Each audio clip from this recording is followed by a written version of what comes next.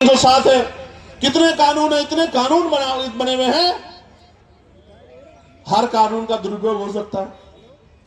कोई दुरुपयोग का एक तो मामला आता 2012 से एससी एसटी के उसमें गाइडलाइन बनी हुई है, आप पे 10 मामले हैं जो आपके खिलाफ फर्जी दर्ज हो गए हो, कुछ तो होगा आपके पास जिसके आधार पे आप कह रहे हो, लेकिन कोई तथ्य नहीं है। एक ही तथ्य है कि हमें अपराधी मान ले। हम कहां अपराधी मान रहे हैं भाई? हम कौन है अपराधी मानने वाले? कन्वेंशन रेट कहता है कोर्टों का। हम तो किसी को सवाल नहीं करते कि जब हायर जुडिशरी में, हाई कोर्ट में और सुप्रीम कोर्ट में हमारा रिप्रेजेंटेशन नहीं होता, हम तो तब भी सवाल नहीं करते। हम जैसा गूंगा बहरा कौन लोग होगा? मतलब कौन होगा? कौन होगा? हमसे ज्यादा सीधा सच्चा व्यक्ति तो इस देश में कोई भी नहीं होगा, जो जुल्म भी सहता है और चुप भी रहता है। जानवर भी अपने हक के लिए लड़ते हैं, हम लोग तो अपने हक के लिए भी लड़ पाते। हमसे ज्यादा सीधा भोला कौन होगा? और इसी भोलेपन का फायदा लंबे समय से उठाया जा रहा है। प्यारे साथियों, इसका एक उदाहरण बताता हूं कि क्यों लड़ना पड़ता है। मध्य प्रदेश में 90 के बाद, जब मंडल कमीशन के बाद आरक्षण लागू हो गया पिछड़े वर्ग के लोगों को, तो आज भी वो भैया खड़ा है। 13% आरक्षण वहां, जो संवैधानिक 27% मिला है, उसमें से भी 13% मिलता है। वो रोज आंदोलन करते हैं। यही सुप्रीम कोर्ट उस मामले को, फाइल को नीचे दबा के रखता है। क्यों नहीं सुनता? जब आपने एक दिन पहले पीआई दाखिल हुई और अगले दिन सुनवाई कर ली, तो हमें पीड़ा होती है कि जब 69,000 शिक्षक भर्ती का मामला उत्तर प्रदेश का सालों भर पड़ा रहता है कोर्ट में, जब 27% रिजर्वेशन का मामला सालों पड़ा रहता है और आप कभी सुनवाई नहीं करते हो। मेरे आज भी याद है, जब डिमोशन हुए थे उत्तर प्रदेश में, एक पूर्व की सरकार थी, जब उनके निगरानी में डिमोशन हुए थे, इसी सुप्रीम कोर्ट ने कहा था कि पहले डिमोशन कराओ, उसके बाद हम सुनेंगे। मैं पूछना चाहता हूं, जब हमारे हकों की बात आती है तो क्यों चुप्पी थाम लेते हो आप? हम तो उम्मीद लगा के बैठे हो कि आप न्याय के देवता हो, आप न्याय की मूर्ति हो, आप न्याय करोगे। क्या ऐसा गाइडलाइन में, जिसने गाइडलाइन ना पढ़ी हो मुझे बताओ, क्या उसमें आर्थिक रूप से कमजोर वर्गों को उद्देशिका में नहीं जोड़ा गया? आर्थिक रूप से कमजोर वर्ग ईडब्ल्यूएस में सारे सामान्य जाति के बच्चे, तो कैसे सामान्य जाति के खिलाफ हो गया?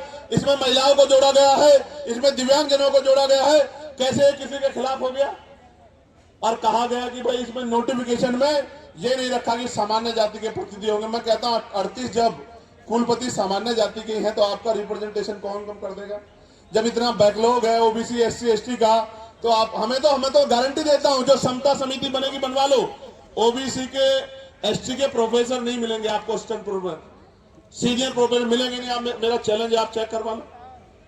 तो इसलिए मैं कह रहा हूं, प्यारे साथियों, मंडल कमीशन आया था, मंडल कमीशन 2 सिफारिशें लागू हुई, अभी बाकी सिफारिशें चूकी हुई। कभी कोर्ट को नहीं लगता कि ये सिफारिशें लागू होनी चाहिए, कभी नहीं लगता, कभी नहीं लगता। और निजी क्षेत्रों में हम लोग पार्लियामेंट में बिल लेके आए, प्राइवेट मेंबर बिल की, निजी क्षेत्रों में एससी एसटी ओबीसी के लोगों को आरक्षण मिलना चाहिए। क्यों मिलना चाहिए भी सुनो। निजी क्षेत्र बनता कैसे है? निजी क्षेत्र इस तरह बनता है कि सरकार जमीन देती है, 1 रुपए लीज पे हजारों बीघे जमीन, फिर उसको लोन देती है, फिर टैक्स में छूट करती है। इस तरह की छूट वो किसानों को, मजदूरों को, गरीबों को, अल्पसंख्यकों को, मुसलमानों को, आदिवासियों को नहीं देती। इतने सब प्रावधानों के बाद तब जाके वो प्राइवेट सेक्टर बनता है। तो जो सारा ही सरकारी पैसे से बना हो, सारा ही सरकारी जमीन पे बना हो, तो उसमें कमजोर वर्गों को हिस्सेदारी क्यों नहीं मिलनी चाहिए? कोई पूछने वाला है क्या? इसलिए हमने कहा कि निजी क्षेत्रों में भी आरक्षण की व्यवस्था होनी चाहिए। और आज इसकी देश की सच्चाई ये है, आपको जानना चाहिए देश की सच्चाई। सच्चाई ये है कि कितने ही जो शहर हैं जिनको कहा जाता है स्मार्ट सिटी, उनमें सफाई कर्मचारी सीवर में उतरते हैं, सीवर में मर जाते हैं। 7,000, 8,000, 9,000, 11,000 पे, 13,000 पे मजबूर है काम करने के लिए। मैं आपको जिम्मेदारी के तौर पर कहना चाहता हूं, जानबूझ के जाति के आधार पर ये काम दिया गया है और जाति के आधार पर इसके वेतन का निर्धारण किया गया है। पर की नौकरी छीन के ठेकेदारी संविदा पे ये नौकरी देके आज भी हमारे लोग गटर में मरते हैं। किसी को दुख क्यों नहीं होता? क्यों नहीं सुप्रीम कोर्ट संज्ञान लेता? एक मुख्यमंत्री असम का ये कहता है कि 5 की जगह 4 रुपए दो, इतना सताओ कि ये प्रदेश छोड़ के भाग जाए, जो वीडियो जारी करता है जिसमें सीने पे गोली मारने का जो है निर्देश दिया गया है। मैं पूछना चाहता हूं सुप्रीम कोर्ट सू मोटो क्यों नहीं लेता है? इस वायलेशन में सुप्रीम कोर्ट चुप क्यों है? हमारे नरसंहार पर सुप्रीम कोर्ट चुप क्यों है? इसलिए तकलीफ होती है कि जिस न्याय के मंदिर से हमें उम्मीद है वो न्याय का मंदिर हमारी तरफ नहीं देख रहा है। इसलिए प्रोटेस्ट करना पड़ता है कि उस न्याय के मंदिर तक हमारी भी तकलीफ जाए, हमारी भी पीड़ा जाए। हम भी इस देश के लोग हैं, हम भी देश में टैक्स देते हैं, हम भी देश को सींचते हैं, हम भी देश की बिल्डिंगें बनाते हैं, हम बड़े बड़े शहरों की बिल्डिंगें बनाते हैं, उसमें हमारा पसीना लगता है। न्यूनतम वेतन मजदूरी पे और मजदूरी मांगने पे हत्या भी होती है। हम इस देश की बिल्डिंगें बनाते हैं, हमारे पसीने खून से बिल्डिंगें बनती हैं। हमारी माए, हमारी बहनें, हमारे बच्चे पेट पे जो है हमारी माए बच्चे बांध के इस बिल्डिंगों में ईंटें चढ़ा चढ़ा के मशीनरी तो आ जाइए, इस देश को मजबूत करने का काम करते हुए बड़ी बड़ी बिल्डिंगें बनाती है। इन बिल्डिंगों में हम पे रहने के लिए स्थान नहीं होता है। ये सब हमारे सामने। सरकार कहती है हम प्रधानमंत्री आवास योजना चला रहे हैं, लेकिन आप देखो हल्द्वानी में कैसे बसे बसाए लोगों को उजाड़ने का काम किया जा रहा है। इसलिए दर्द होता है कि चारों तरफ हमें कोई सुनने वाला नहीं। प्यारे साथियों, मैं कर्मचारियों की पीड़ा को समझता हूं, ठेकेदारी सुविधा पे जिस तरह उनको लूटा जा रहा, मैं इस बात को समझता हूं। मैंने कहा कि जो भूमिहीन कमजोर हैं, जिनको पट्टे दिए गए थे दलित पिछड़े वर्ग के लोगों को, वो सारे पट्टे छीनने का काम सरकारें कर रही है, गुंडागर्दी कर, भूमाफिया कर रहे हैं। लेकिन सुप्रीम कोर्ट संज्ञान नहीं लेता और अगर फाइल जाएगी, और मैं दूसरों की नहीं कहता, मैं अपने मामलों को जो अन्याय मेरे साथ हुआ उनको लेकर सुप्रीम कोर्ट जाऊंगा। आप देखना कितने कितने दिन बाद फाइलों पे मौका मिलेगा, आप निर्धारण करना। मैं कहना कहा ना, प्रत्यक्ष प्रमाण की जरूरत नहीं है। मैं भी जाऊंगा सुप्रीम कोर्ट बहुत जल्दी, अगले 10 दिन के अंदर। मैं देखूंगा कि हम कमजोरों की पीड़ा को भी इस तरह सुना जाता है क्या? जब सरकार हम पे जुल्म करती है, जब सरकारें हम पे अन्याय करती है, निर्दोष होते हैं हमें जेल भेजने का काम करती है, हम पे रासुकाएं लगाती है, हमारे बच्चों को पीटने का काम करती है, हमारी हड्डियां तोड़ने का काम करती है, हमें करंट लगाने का काम करती है, तो ये सुप्रीम कोर्ट हमारी पीड़ा को भी सुनता नहीं सुनता। मैं जाऊंगा आपको। प्यारे साथियों, आज इस देश में शिक्षा बाजार बन गई है, शिक्षा बाजार बन गई है। गरीब आदमी अपने बच्चों को अच्छी पढ़ाई नहीं दिला सकता है, कोई पूछने वाला नहीं है। बच्चे पढ़ेंगे नहीं तो आगे कैसे जाएंगे? और जो चला जाता है वो हिंसा का शिकार हो जाता है, जातीय भेदभाव का शिकार हो जाता है। मैं दूर नहीं जाता, कहते हैं ना कि भाई उदाहरण की जरूरत पड़ती है। मीडिया के साथी यहाँ हैं, वर्ष 2012 में वर्धमान जो अब सफदरजंग है, महावीर मेडिकल कॉलेज में SC/ST समुदाय के MBBS कर रहे छात्रों को फिजियोलॉजी के लिखित टेस्ट में जाति देखकर जानबूझ के फेल किया गया। आरोप लगे, जांच हुई और आपको जान के अचरज होगा, छात्रों की शिकायत पे जब दर्ज हुई, सरकार ने कमेटी बनाई जिसका नाम था मुंगेकर कमेटी। मुंगेकर कमेटी की जांच में पता लगा कि SC/ST के बच्चों के पेपर पे अंकित जाति देख के चुन चुन के फेल किया गया। तो हमारे मन में सवाल क्यों ना पैदा हो कि हमारे साथ कास्ट बेस्ड डिस्क्रिमिनेशन होता है। और ऐसा ही नहीं, कमेटी की रिपोर्ट पे कोर्ट ने उन छात्रों को मात्र पास ही नहीं किया, दोषियों के खिलाफ 10-10 लाख रुपए का मुआवजा देने के लिए आदेश दिए और दोषियों पे कार्रवाई की। मैं इसलिए आपसे कह रहा हूं कि होता है डिस्क्रिमिनेशन, कास्ट बेस्ड डिस्क्रिमिनेशन होता है, इसलिए तो हम कह रहे हैं। और हमने थोड़ा ही गाइडलाइन बनाई, हमारी पीड़ा को आपने कहा सुना, सुप्रीम कोर्ट के आदेश को आपने सुन के गाइडलाइन बनाई। मैं धन्यवाद करूंगा कि उन गाइडलाइनों को हमारे पढ़े लिखे लोगों ने पढ़ा। भाई देखो, दो तरह का समाज है अभी। एक वो जो हाशिए पे गांव में रहता है, लेकिन वो मेहनत मजदूरी करके उनके पिताजी भी अपने बच्चों को यूनिवर्सिटी भेजने का काम कर रहे हैं। यूनिवर्सिटी क्यों भेज रहे हैं? कि मेरी गरीबी, बेबसी, लाचारी, परेशानी, बीमारी, तकलीफों को ये मेरा बेटा पढ़ लिख के doctor, engineer, IAS IPS professor बन के 2 रुपए कमा के सम्मान का जीवन खुद भी जिएगा, मेरी तकलीफों को भी दूर करेगा, मेरे दलिद्र को भी काटेगा। वो बच्चा पढ़ने आता है लेकिन वो उत्पीड़न का शिकार हो जाता है। और ये मैं नहीं कह रहा हूं, ये एजेंसियों की रिपोर्ट कह रही है, इसलिए इस आधार पर गाइडलाइन बनी है। प्यारे साथियों, बातें तो बहुत है कहने को, लेकिन मैं ये कह रहा हूं, ये सच है कि जहां आपकी आवाज नहीं होगी वहां सुनवाई नहीं होगी। इसलिए आपको अपनी आवाज को मजबूत करना पड़ेगा। आज इस आंदोलन का पहला चरण है, आज यहां है, कल राष्ट्रीय अध्यक्ष भीम आर्मी के नेतृत्व में भोपाल में होगा। 9 तारीख को राजस्थान में हुआ था। हम लोग इतनी चैन से नहीं बैठने वाले हैं। हमें जब मुझसे कोई पूछता कि चंद्रशेखर भाई कैसा है जीत के, तो मैं कहता हूं मैं नहीं आया, मेरे लोगों ने मुझे चुन के भेजा है, क्योंकि आज उनकी आवाज को उठाने वाला कोई भी नहीं है। आज उनके दर्द पे, उनकी दर्द पीड़ा पे बोलने वाला कोई नहीं है। मेरी क्या औकात थी कि मैं आ जाता लोकसभा में? मेरे लोगों ने वोट और नोट देके मुझे चुन के भेजा है। मेरी जिम्मेदारी बढ़ती है कि अगर उनकी तरफ आंच आए, उनकी तरफ उंगली उठे, तो मैं भी बोलूं और अपने साथ के जागरूक लोगों को भी बोलने के लिए तैयार करूं। इसलिए आज ये आंदोलन हो रहा है। प्यारे साथियों, इस देश में संविधान है, आर्टिकल 25-26 है, धार्मिक आजादी है। मैंने आज ही पार्लियामेंट में पूछा कि आप ये बताओ, तमाम त्योहारों पे आप व्यवस्था करते हो, लेकिन भगवान बुद्ध की जयंती पे, संत कबीर जी की जयंती पे, गुरु रविदास जी की जयंती पे, पेरियार जी की जयंती पे, फूले जी की जयंती पे, साहू जी की जयंती पे, तमाम जो हमारे महापुरुष हुए हैं, मुस्लिम समाज में भी हुए, सिख समाज में भी हुए, जैन समाज में भी हुए, बौद्ध समाज में भी हुए, उनकी जयंतियों के अवसर पे, उनके धार्मिक आयोजनों पे आप बजट क्यों नहीं देते हो? बताओ। आप ईद पे क्या बजट खर्च करते हो? आप मुहर्रम पे क्या बजट खर्च करते हो? आप शब बारात पे क्या बजट खर्च करते हो? क्या इस देश के धन पे कुछ ही लोगों का अधिकार है? फिर ये देश, ये सरकार सबका साथ सबके विकास के झूठे के नारे के साथ क्यों खड़ी है? ये कहे कि धन तुम्हारा और अधिकार हमारा, धन तुम्हारा अधिकार हमारा, हम अपने लोगों को देंगे, ये सच बताने का काम करें। हम जानते हैं सच क्या। प्यारे साथियों, मैं लगातार उन विषयों को पार्लियामेंट में उठाने का काम करता हूं। हमारी संख्या कम है, इसलिए मुझे समय कम मिलता है, लेकिन ये संख्या कम हमेशा नहीं रहेगी। ये संख्या हमेशा कम नहीं रहेगी। हमें लड़ाई लड़नी पड़ेगी, और अगर हम चुप रहे ज्यादा दिन तक, वो दिन दूर नहीं है कि हमारी आने वाली पीढ़ियां इस देश में पुनः गुलाम हो जाएंगी। गुलामी की बेड़ियां काटने के लिए हमें संघर्ष करना पड़ेगा, और क्रांति की ज्वाला में अपना बलिदान देने के लिए सतत तैयार रहना पड़ेगा, क्योंकि महापुरुषों ने संघर्ष किया था तो हम लोगों को अवसर मिला है। और अगर आज हम लोग संघर्ष करेंगे तो आने वाली पीढ़ियों को अवसर मिलेगा। और अगर हम लोगों ने चुप्पी थाम ली, निजी स्वार्थों में चुप हो गए, जिस तरह हमारे कुछ नेताओं ने अपने लोगों का हाथ छोड़ के और ये कहा कि भाई हम इनके साथ हैं, मैं कहना चाहता हूं आपको सबके साथ रहना चाहिए, लेकिन गलत को गलत और सही को सही तो कहना चाहिए।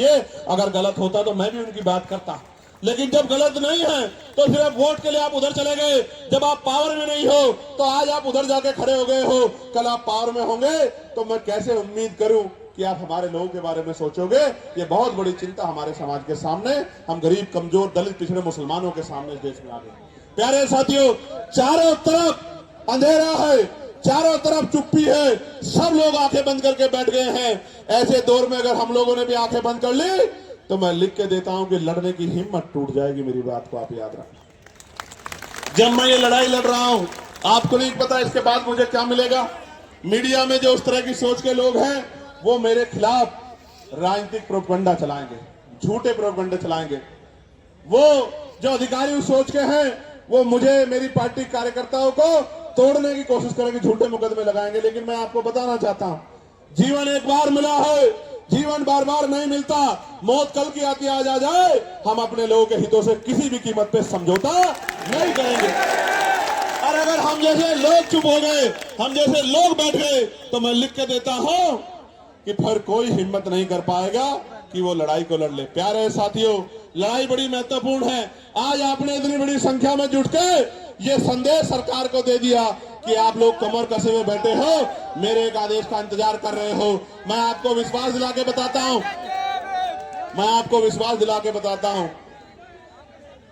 चंद्रशेखर आजाद के लिए, आजाद समाज पार्टी के एक सिपाही के लिए, हमारे नेताओं के लिए, कार्यकर्ताओं के लिए समाज हित पहले है, व्यक्तिगत हित बाद में है। हम मिट तो सकते हैं, लेकिन समाज के हितों से समझौता करके झुक नहीं सकते। मेरी बात को आप याद।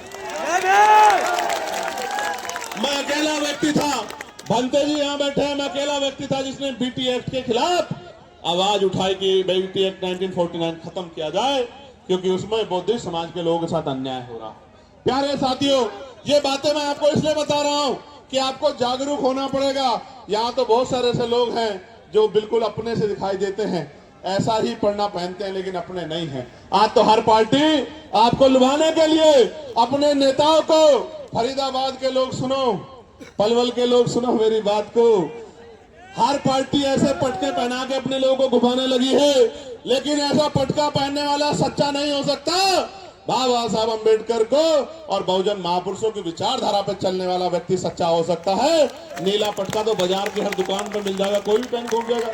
कोई पार्टी बताओ, आप औरों को छोड़ो, भारतीय जनता पार्टी को देखो, जिन आरएसएस के लोगों ने जीते जी बाबा साहब की शव यात्रा निकाली, वही आरएसएस के बीजेपी के लोग सबसे बड़ा फोटो बाबा साहब का लगाते हैं। लगाते हैं नहीं लगाते हैं? तो अगर बाबा साहब की फोटो लगाने वाला सच्चा है, नीला पटका पहनने वाला, मात्र नीला पटका पहनने वाला सच्चा, तो हर वो व्यक्ति सच्चा है जो वोट के लिए आपको जय भीम कर रहा है या नमस्कार कर रहा है। मैं आपको कहना चाहता हूं मेरे लोगों, ये वोट का अधिकार नहीं होता, ये वोट का अधिकार नहीं होता तो ये अमीर लोग आपकी बस्तियों में नहीं आते मेरे लोगों। ये वोट का अधिकार नहीं होता तो ये अमीर लोग आपकी गलियों में नहीं आते, आपके घरों में नहीं जाते। और आप देखो किस तरह की व्यवस्था है कि आज भी अगर भेदभाव नहीं है तो बहुत सारे नेता जाके कमजोर वर्गों के घरों में खाना खाने का नाटक क्यों करते हैं भाई? खाना खाने का नाटक क्यों करते हैं? इसलिए करते हैं कि वो एहसास कराना चाहते हैं कि हम बदल रहे हैं। आप बदलते तो हमारे खिलाफ विरोध क्यों करते हैं? क्यों विरोध करते हैं हमारे खिलाफ? हमारे बच्चों की जान जा रही है, आप पे एक मामला नहीं है। मैं चैलेंज करता हूं, अगर झूठे मुकदमे दर्ज करने की बात आप कर रहे हैं तो 12 से गाइडलाइन बनी है, 26 हो गया है। आप 100 मामले उठा के लेके आओ, हम लोग चर्चा करेंगे, आपकी बात को सुनेंगे। लेकिन मैं मानता कि अगर आपने यूनिवर्सिटी में बैठे अध्यापकों ने, प्रोफेसरों ने, यूनिवर्सिटी में पढ़ने वाले उन बच्चों ने जो आज डर रहे हैं, अगर आगे बढ़ के उन्होंने कहा होता कि डिस्क्रिमिनेशन हो रहा है, कानून बनाओ, तो मैं स्वागत करता कि आपका चरित्र न्याय के लिए है। प्यारे साथियों, मैंने पहले भी कहा, वही डरेगा जो अपराध करेगा। जो अपराध नहीं करेगा वो क्यों डरेगा? मैंने कहा कि जो अपराध नहीं करना चाहते वो बच्चे पढ़ रहे हैं, क्योंकि इस देश के मीडिया के चैनलों पे हमने सुना जब किसान आया था तो किसान नहीं आया था, खालिस्तानी आए थे, खालिस्तानी। जब एनआरसी का आंदोलन चल रहा था तो मुसलमान नहीं लड़ रहा था, जैन सिख बौद्ध नहीं लड़ रहा था, पता नहीं क्या क्या नाम दिए गए थे। जब अपने हकों के लिए दलित पिछड़े आते हैं, आदिवासी आते तो नक्सली कहा जाता है। इसलिए मैं इस टीवी को सुन के ही समझ आता है कि जो अभी कुछ दिन पहले आंदोलन कर रहे थे वो आंदोलनकारी नहीं थे, वो आंदोलनकारी नहीं थे, क्योंकि जो जिनको पढ़ना है तो पढ़ रहे हैं। मैंने तो अपने बच्चों से कहा कि आप मत जाओ कहीं भी, आजाद समाज पार्टी है, भीम आर्मी है, हमारा लीगल सेल है, आर्य जी हैं, रजनीश जी हैं, हम लोग लड़ेंगे ना भाई। जिनको हम लोग वोट देते हैं उनकी क्या जिम्मेदारी है कि वोट लेकर हमसे मुंह फेर लें? फिर हमारे लिए लड़ने की जिम्मेदारी किसकी है? आंदोलन करने की जिम्मेदारी किसकी है? सरकार से सवाल पूछने की जिम्मेदारी किसकी है? विरोध प्रदर्शन करने की जिम्मेदारी किसकी है? और अगर ये काम नहीं कर रहे हैं तो वो हमारे नेता नहीं हो सकते हैं। अगर अपने हमारे बच्चों को लड़ने के लिए आना पड़ा तो हमारे नेताओं को शर्म आनी चाहिए। तो इसलिए मैं उन बच्चों को विश्वास दिलाने के लिए, जो पढ़ रहे हैं जेएनयू में, डीयू में, जो पढ़ रहे हैं पटना यूनिवर्सिटी में, जो पढ़ रहे हैं लखनऊ यूनिवर्सिटी में, प्रयागराज यूनिवर्सिटी में, बीएच यूनिवर्सिटी में, उत्तराखंड, उन सब बच्चों को ये बताने के लिए आया हूं कि हमारे लिए राजनीति बाद में, समाज हित पहले, अपने बच्चों का भविष्य पहले। हम अपने बच्चों को विश्वविद्यालय में मरने नहीं देंगे, इसलिए हम लोग आज मैदान में जंतर मंतर पे खड़े। प्यारे साथियों, मुझे साथियों ने आते बताया कि कुछ लोग उल्टे सीधे सवाल पूछ रहे हैं। मैं आपको कहना चाहता हूं, इन उल्टे सीधे सवालों से देखो, अपने ही 4 आदमी वो लेके आएंगे और अपना एक कैमरा और वो लेके आएंगे और उनके आगे कर देंगे और उनसे उल्टे सीधे सवाल पूछेंगे, वो उल्टे सीधे जवाब देंगे। इन बातों से अब हम लोग सोशल मीडिया है, समझदार हो गए। अब ये बातें चलने वाली नहीं, अब ये बातें किसी मोर्चे पे चलने वाली नहीं है। मैं ताजा उदाहरण बताता हूं आपको, मैं कहना नहीं चाहता था, मगर बताता हूं, पता लगना चाहिए आप लोगों को। मैं पिछले 20-25 दिन से सहारनपुर नहीं गया, क्योंकि लगातार मैं अपने लोकसभा क्षेत्र के मुद्दों को उठाने के लिए पार्लियामेंट में कोशिश कर रहा हूं। और इस बीच में हमने रैलियां की, आगरा की रैली की, फिर हमने कन्नौज की रैली की, फिर हमने 8 तारीख को संत कबीर नगर की रैली की। तो एक घटना मेरे जिले में घटी, जहां शोभा यात्रा निकालने के लिए परमिशन को लेकर विवाद हुआ। अब उन बच्चों से कहलवाया गया कि भाई चंद्रशेखर भाई ने मदद नहीं की। पहली बात तो बच्चे मुझे कभी मिले ही नहीं, ना मैं छुटमलपुर जाता हूं। मैं यहां से जाता हूं तो अपनी जिम्मेदारी अदा करने के लिए नगीना जाता हूं, नगीना से निकलता हूं तो देश भर में जाता हूं। मैं कभी आराम करने छुटमलपुर जाता नहीं, तो बच्चे मुझसे कभी मिले ही नहीं। वो मुझे कुछ बताते तो मैं उनके लिए लड़ता, हल करने के लिए कोशिश करता। हालांकि कोई ऐसा थोड़ा जो मेरी बात टाल दे वहां, आप समझ रहे हो? भाई राजनीतिक रूप से भले ही मैं वहां बहुत मजबूत नहीं, लेकिन सामाजिक रूप से इतना मजबूत हूं, मैंने इतना काम किया, किसी को भी कह दूंगा वो अपनी नाक नीची करके मेरी बात को मान लेगा, इतना दम मैं रखता हूं। लेकिन काम की बात जानो, वो बच्चे मेरे पास आए नहीं, मैं घर गया नहीं, लेकिन चला गया कि देखो चंद्रशेखर भाई ने मदद नहीं की। भाई आप मुझे बताओ, मेरे पास कोई मामला नहीं आएगा, मैं कैसे मदद कर दूंगा, आप बताओ। लेकिन चला गया कि भाई चंद्रशेखर मदद नहीं कर रहे हैं, चंद्रशेखर तो भाई मुस्लिम भाइयों का मामला इसलिए मदद नहीं कर रहे हैं। मैं पूछना चाहता हूं, ये मुस्लिम कोई अलग थोड़ा, ये भी तो हमारे ही हैं। इनको मैं अगर किसी बात को अपने 20 नेताओं को भेज देता तो सब लोग फूल करके स्वागत कर दूंगा, लेकिन मुझे पता नहीं लगा तो मैं क्या कर दूंगा। जब पता लगा तो मैंने खबर की तो उन्होंने नहीं कहा कि हम निकलवा देंगे भाई साहब। लेकिन आपको पता है क्या हुआ, पुलिस ने कह दिया कि हम परमिशन नहीं देंगे। मैंने डीआईजी से बात की, मैंने कमिश्नर से बात की, मैंने एसएसपी से बात की, मैंने डीएम से बात की कि निकलवाओ उनकी शोभा यात्रा, क्यों रोक रहे हो। तो बोले साहब हम नहीं देंगे परमिशन। तो ये देखो सरकार झगड़ा कराना चाहती है हमारे लोगों को, आपको समझना पड़ेगा। और मैं समझता हूं कि मेरी लड़ाई शोभा यात्रा तक सीमित नहीं है, मेरी लड़ाई तब तक जारी रहेगी जब तक आपको स्वाभिमान सम्मान का जीवन नहीं मिलता। मेरी लड़ाई तब तक जारी रहेगी जब आपको हक अधिकार नहीं मिलते। मेरी लड़ाई तब तक जारी रहेगी जब तक आपकी जेब में पैसा नहीं आता। मेरी लड़ाई तब तक जारी रहेगी जब तक आपके भी टूटे टूटे मकान ऐसे नहीं बनते जैसे दूसरे लोगों के हैं। मेरी लड़ाई तब तक जारी रहेगी। इसलिए मैं तो इस देश में हक अधिकार की लड़ाई लड़ रहा हूं। जो लोग मेरा मुकाबला नहीं कर सकते, आजाद समाज पार्टी भीम आर्मी के नेताओं का मुकाबला नहीं कर सकते, वो जानबूझ के इस तरह के षड्यंत्र करके तमाम तरह की चीजों के प्रयास करते हैं। मैं उनको कहना चाहता हूं, खूब प्रयास करो, समय बदल गया है। उत्तर प्रदेश में आने वाला समय आजाद समाज पार्टी काशीराम का है, मेरी बात को आप याद रखें। और सिर्फ उत्तर प्रदेश में नहीं है, सिर्फ उत्तर प्रदेश में नहीं है, हरियाणा में, मध्य प्रदेश में, राजस्थान में, उत्तराखंड में, मैं कहना चाहता हूं दिल्ली में, बिहार में, झारखंड में, जो उत्तर भारतीय क्षेत्र में, कहना चाहता हूं डंके की चोट पे कि अगले 5 साल बाद आजाद समाज पार्टी राष्ट्रीय पार्टी होगी। मेरी बात को आप याद रखें, क्योंकि हर व्यक्ति के पास समस्या है, आजाद समाज पार्टी पे समाधान है। इसलिए सब लोग एडी चोटी का जोड़ लगा के सुबह शाम षड्यंत्र करते रहते हैं। इतना काम ये अपनी पार्टी के लिए करे तो इनकी पार्टी का भी 1-2 एमएलए जीत जाएगा। अगर ये इतना काम करे, अपना काम नहीं करते, बस यही काम करते हैं, कभी हमारे नेताओं को पकड़वाते हैं, कभी अखबार में ऐसी खबरें छपवाते हैं। इनसे थोड़े डरने वाले हम लोग, इन साजिशों से हम लोग निर्देश दी डरने वाले नहीं, याद रखना मेरी बात को। इनसे नहीं डरने वाले हैं, इन साजिशों डरने वाले। लेकिन वचन देके दिल्ली से कह रहा हूं आपको, हम प्रथम और अंतीय भारतीय हैं। भारत की अस्मिता पे कोई आंच आएगी, भारत की सेना के सम्मान पे कोई आंच आएगी, जो हमारा गौरव है, हमारे अर्धसैनिक बलों पे, हमारे पुलिस के भाइयों पे कोई आंच आएगी, अगर हम में खून की कमी भी हो जाएगी तो हम अपने खून का कतरा कतरा देके इस देश के गौरव की रक्षा करेंगे। मैं आपको वचन दे देता हूं।